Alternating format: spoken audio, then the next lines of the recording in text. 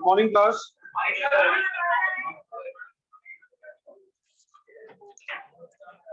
हम लोग स्टार्ट करेंगे आज फाइनेंशियल मैनेजमेंट का objective number 2 and that is wealth maximization. ये प्रॉफिट मैक्सिमाइजेशन और वेल्थ मैक्सिमाइजेशन ये दोनों जो है वो बहुत इंपॉर्टेंट ऑब्जेक्टिव कहा जाता है फाइनेंशियल मैनेजमेंट का।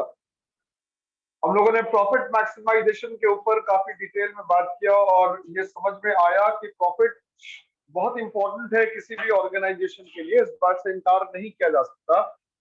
लेकिन सिर्फ प्रॉफिट हो, कंपनियां प्रॉफिट कमाएं, उसको मतलब अपने तक रखें, शेयर होल्डर्स के बीच में डिस्ट्रीब्यूट ना करें, ये भी शायद एक्सेप्टेबल नहीं है। अगर कंपनी प्रॉफिट कमा रही है तो उस प्रॉफिट को शेयर करना, शेयर होल्डर्स तक पहुंचाना, उन तक बेनिफिट पहुंचाना, ये बड़ा इंपॉर्टेंट है। इसलिए प्रॉफिट मैक्सिमाइजेशन का जो ऑब्जेक्टिव था वो ट्रेडिशनल कॉन्सेप्ट हुआ करता था और वेल्थ मैक्सिमाइजेशन का जो कॉन्सेप्ट है वो मॉडर्न कॉन्सेप्ट है जहां पे थॉट प्रोसेस में चेंजेस आया और कोशिश ये की गई कि जहां से हम लोगों को प्रॉब्लम एरियाज था प्रॉफिट मैक्सिमाइजेशन का, उन सारे प्रॉब्लम एरियाज को दूर करें हम लोग और वेल्थ मैक्सिमाइजेशन के कॉन्सेप्ट पे काम करना शुरू किया गया। वेल्थ मैक्सिमाइज किसका करना है? वेल्थ मैक्सिमाइज करना है शेयर होल्डर्स का। क्यों?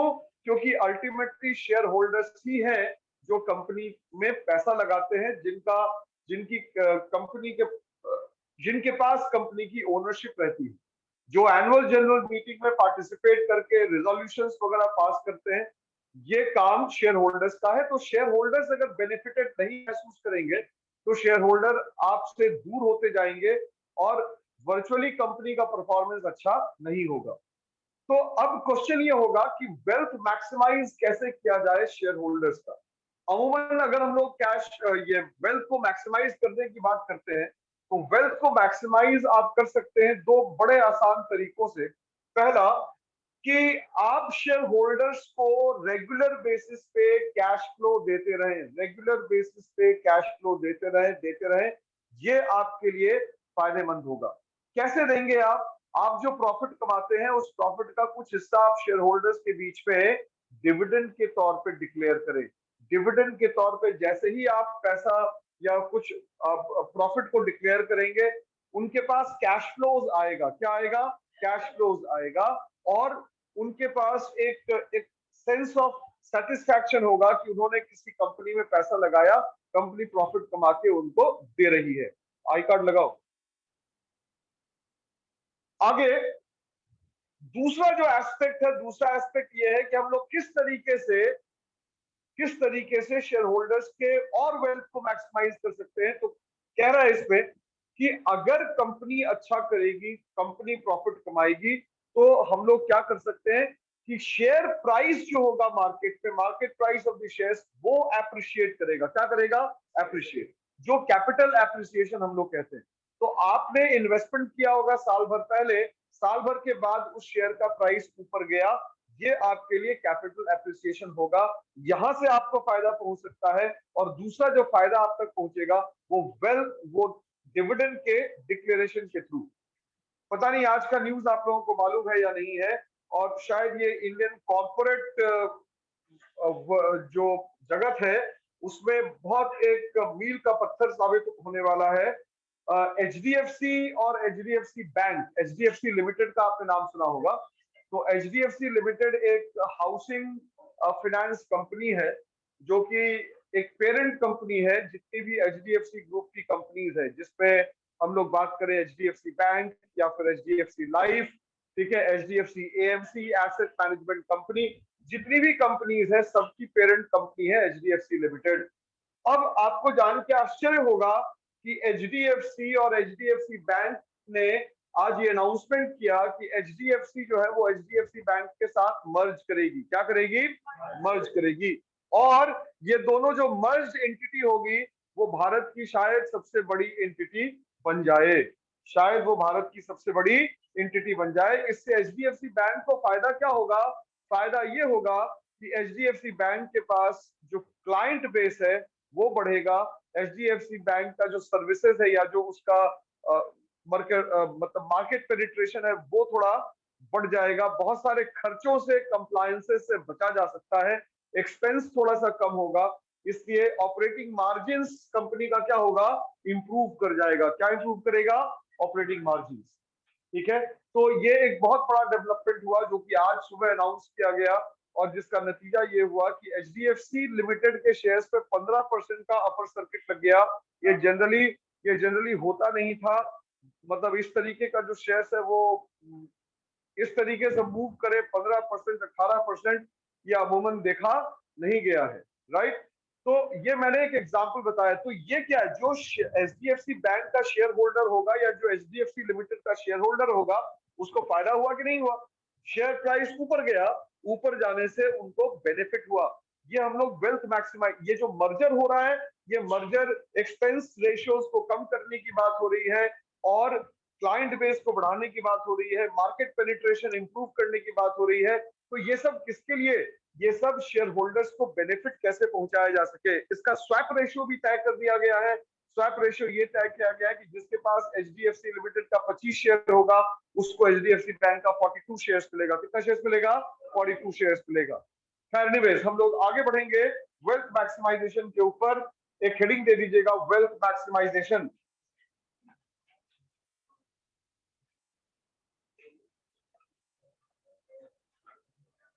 वेल्थ मैक्सिमाइजेशन देखिए, wealth maximization is a modern approach.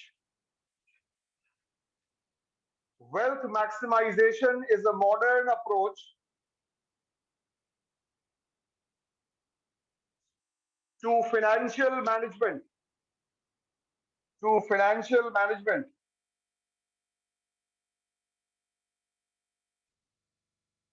Full stop. Profit maximization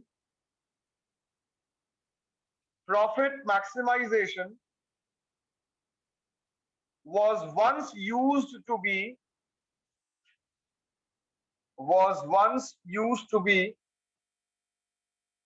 one of the main aim of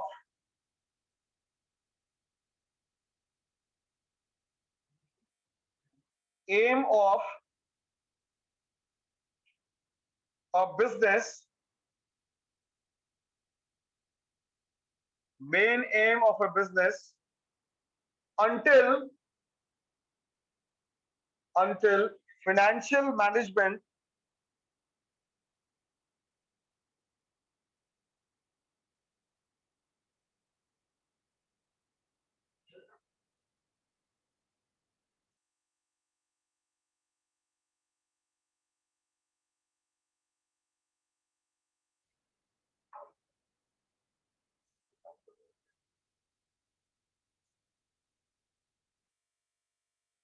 financial management came into force. Until financial management came into force या came into reckoning.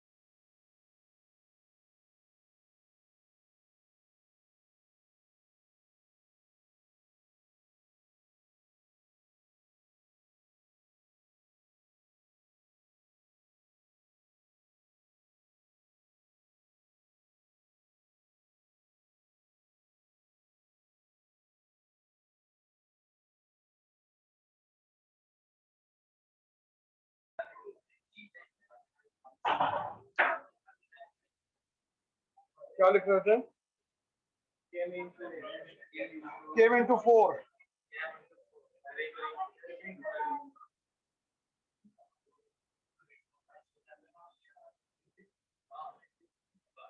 Wealth maximization is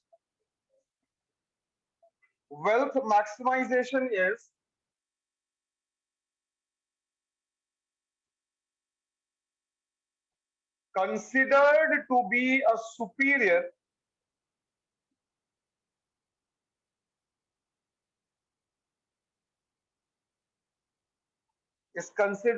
be a superior objective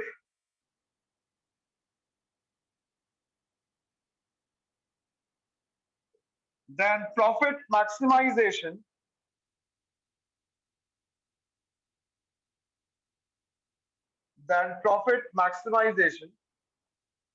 because it covers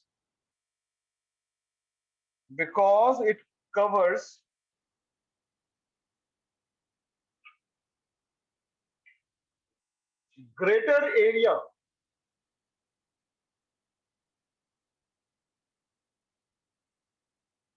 नीचे star mark देके लिखिएगा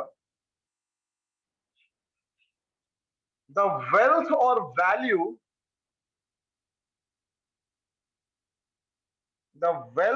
value of a business is defined as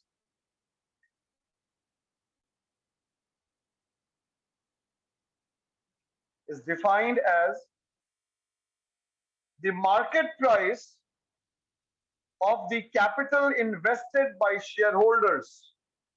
The market price of the capital invested by shareholders. अब इसको हम लोग समझते हैं. The market price of capital invested by shareholders. इसका मतलब क्या हुआ?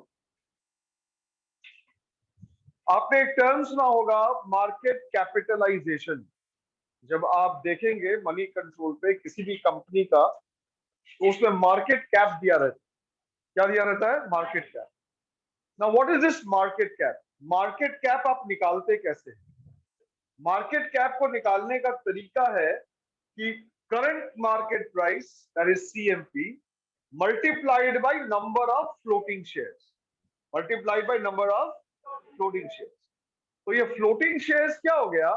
वैसा शेयर्स जो मार्केट में ट्रेड हो रहा है, जो मार्केट में ट्रांजैक्ट हो रहा है, वैसा नहीं को जिसको होल्ड करके रख लिया गया उसको हम लोग फ्लोटिंग शेयर्स की कैटेगरी में नहीं रखते. वैसे शेयर्स जो ट्रेड हो रहे हैं उनको हम लोग फ्लोटिंग शेयर्स कहते हैं. तो market cap multiplied by what? The number of market price multiplied by the number of floating shares. तो अब सपोज कीजिए कि कोई कंपनी, किसी कंपनी ने मार्केट से 10,000 करोड़ रुपए रेज की. जैसे पेटीएम का आप एग्जांपल देखिए कि उसने कोल इंडिया से भी बड़ा IPO भारत में दिया. 15,000 करोड़ रुपए उसने इक्विटी मार्केट से रेज किया. तो वो क्या था? वो कैपिटल इन्फ्यूजन था. शेयर होल्डर्स ने 15,000 करोड़ रुपए लगाए. तो ये हो गया कैपिटल इन्वेस्टेड. क्या हो गया? ये कैपिटल इन्वेस्टेड. तो भाई मैं अगर शेयर होल्डर हूं, मैंने किसी कंपनी के शेयर को खरीदा, तो मैं ये चाहूंगा कि उस कंपनी का शेयर प्राइस ऊपर जाए, कंपनी का वैल्यू ऊपर हो, कंपनी का वेल्थ जाए ऊपर. तो अब क्या हुआ कि पेटीएम का जो जिस भाव पे IPO आया था उसका 1/3 भाव रह गया. कितना रह गया? 1/3. यानी कि 15,000 करोड़ के मार्केट कैपिटल, मतलब जो उसमें कैपिटल लगाया गया था, जो उसने फंड रेज किया, उसका वैल्यू कितना रह गया? 5,000. तो आप सिंपल ये समझे कि आपने जितना कैपिटल लगाया उस कैपिटल का करंट मार्केट प्राइस कितना है, आपको वो कंपनी कमाकर कितना दे रही है. यही है मार्केट प्राइस. और इसको हम लोग कहते हैं कि कंपनी ने आपके लिए कितना वेल्थ क्रिएट करके दिया. आपने सुना होगा कि इन्फोसिस बहुत बड़ा वेल्थ क्रिएटर, आपने सुना होगा विप्रो बहुत बड़ा वेल्थ क्रिएटर, HDFC ट्विंस बहुत बड़ा वेल्थ क्रिएटर, बजाज फाइनेंस बहुत बड़ा वेल्थ क्रिएटर.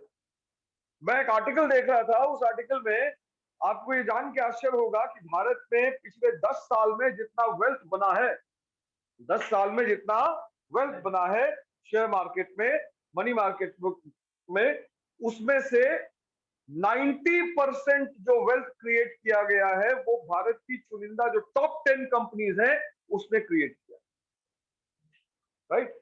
और इतना ही नहीं, अगर आप इसको भी थोड़ा कॉम्पैक्ट करके देखिएगा तो बड़ी बड़ी कंपनियां जैसे एशियन पेंट्स हो गई, जैसे अगर हम लोग बात करें एचडीएफसी ट्विंस हो गया, बजाज फाइनेंस हो गया, तो एचडीएफसी ट्विन को ही अगर आप मिला दीजिएगा, एचडीएफसी ग्रुप जो भी है, वो इंडिया में almost 22%, 20%, 22% total corporate profit, total corporate earnings का हिस्सा है। ये सब इतनी बड़ी बड़ी कंपनी है, राइट। तो आप जब वेल्थ मैक्सिमाइजेशन की बात करते हैं तो वेल्थ मैक्सिमाइजेशन का कॉन्सेप्ट यही है कि हमने शेयर होल्डर्स के लिए क्या वैल्यू क्रिएट करके दिया, हमने शेयर होल्डर्स के लिए क्या वेल्थ क्रिएट करके दिया। और वेल्थ क्रिएशन या जो वैल्यू है उसको आप डिफाइन कैसे करेंगे, उसको डिफाइन करने का तरीका बड़ा आसान है। क्या कहा मैंने कि जितना कैपिटल आपने इन्वेस्ट किया उसका अभी मार्केट वैल्यू क्या है, मार्केट प्राइस क्या है। अगर आपने एक शेयर पे 100 रुपए लगाया, उसका अभी करंट मार्केट प्राइस 10 साल के बाद 1200 रुपए है, यानी कि कंपनी आपको 12 गुना प्रॉफिट कमा के दे रही है। आगे बढ़ेंगे हम लोग।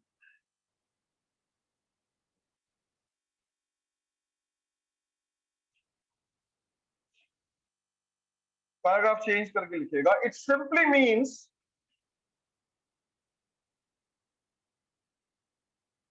the maximization of shareholders wealth, it simply means maximization of shareholders wealth, full stop.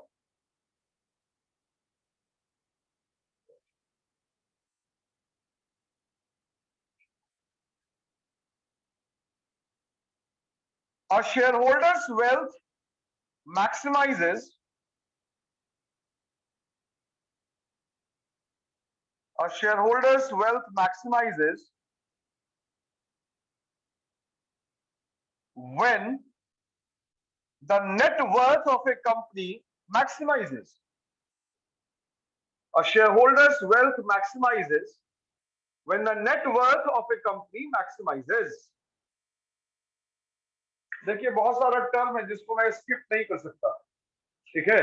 एक शेयर होल्डर का वेल्थ कैसे मैक्सिमाइज होगा, कब मैक्सिमाइज होगा, इसको आपको समझना पड़ेगा। आंसर क्या है कि एक शेयर होल्डर्स का वेल्थ तभी मैक्सिमाइज होगा जब नेट वर्थ कंपनी का बढ़ेगा, बढ़ेगा। Now what is net worth? क्या है रोल नंबर 40 नेट वर्थ?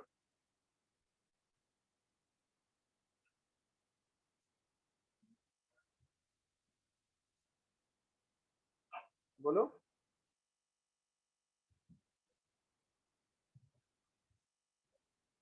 क्या बोल रहे थे, बोलो।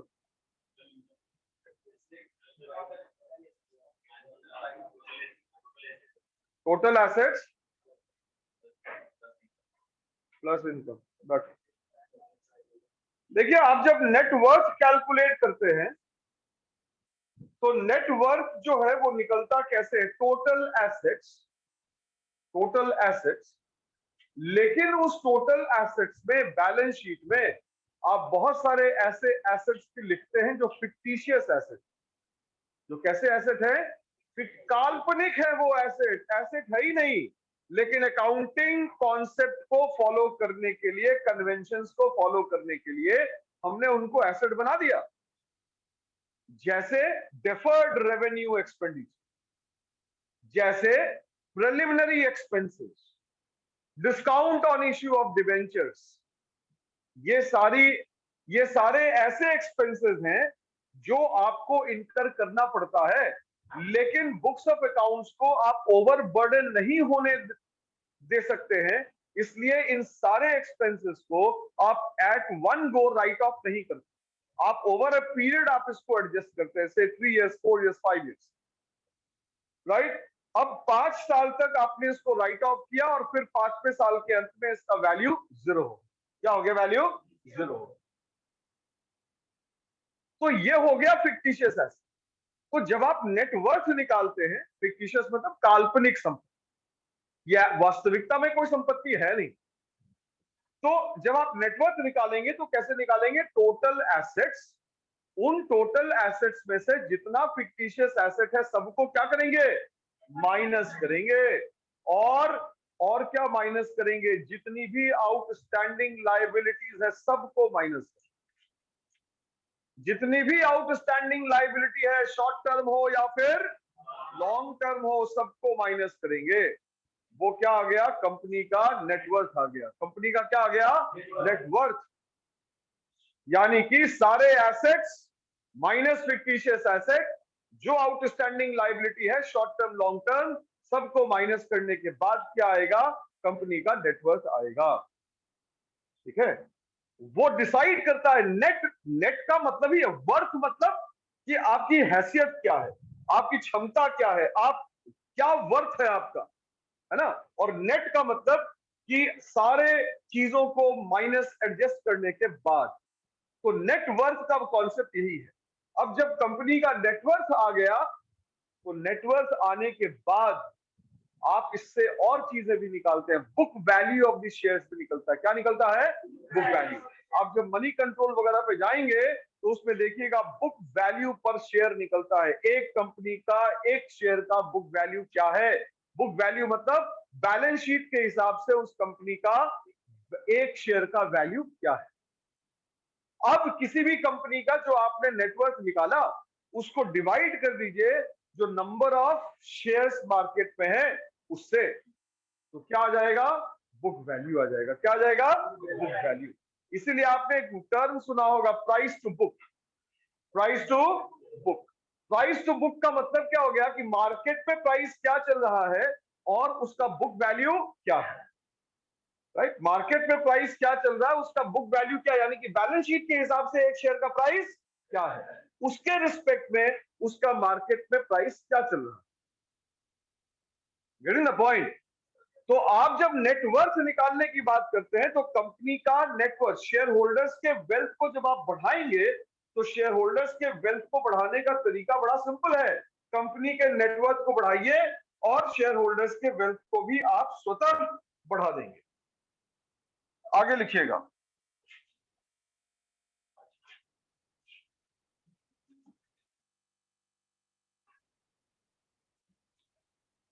क्या लिख रहे थे?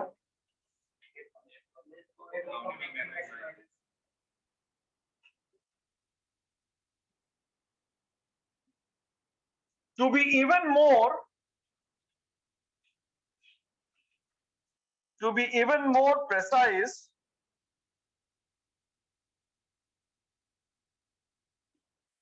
to be even more precise,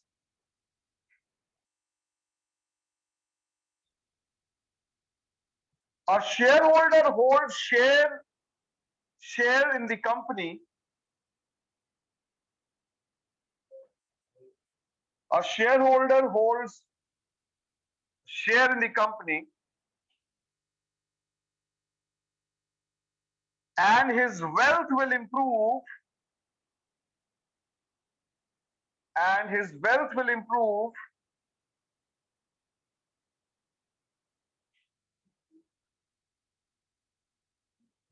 wealth will improve if the share price in the market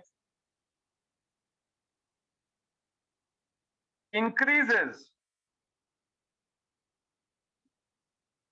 If the share price in the market increases, full stop. अब जो लाइन लिखेंगे उसको अंडरलाइन कर देंगे। A company's share price is the function of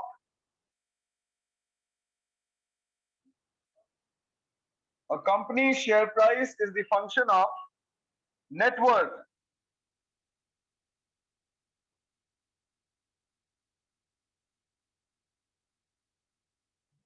Full stop.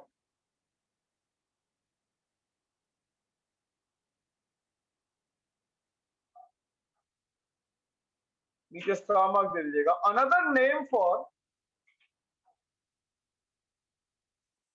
name for wealth maximization is net worth maximization is net worth maximization. Full stop.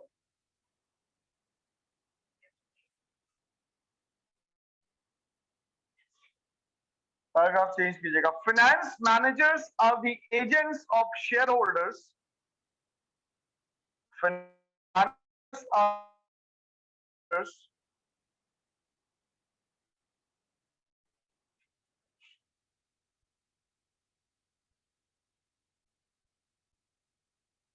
and their job is to look after the interests of the shareholders. And their job is to look after the interests of the shareholders.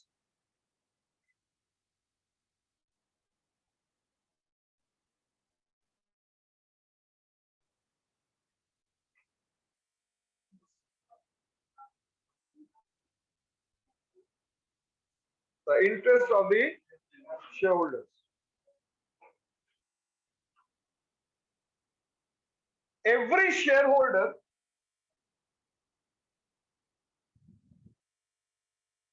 would want a good return,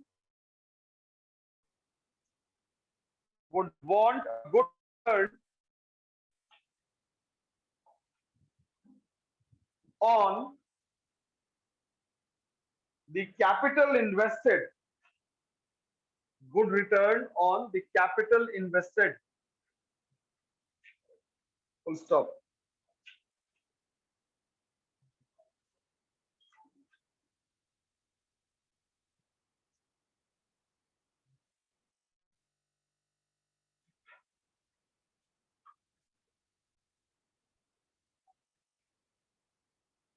चलो ठीक है.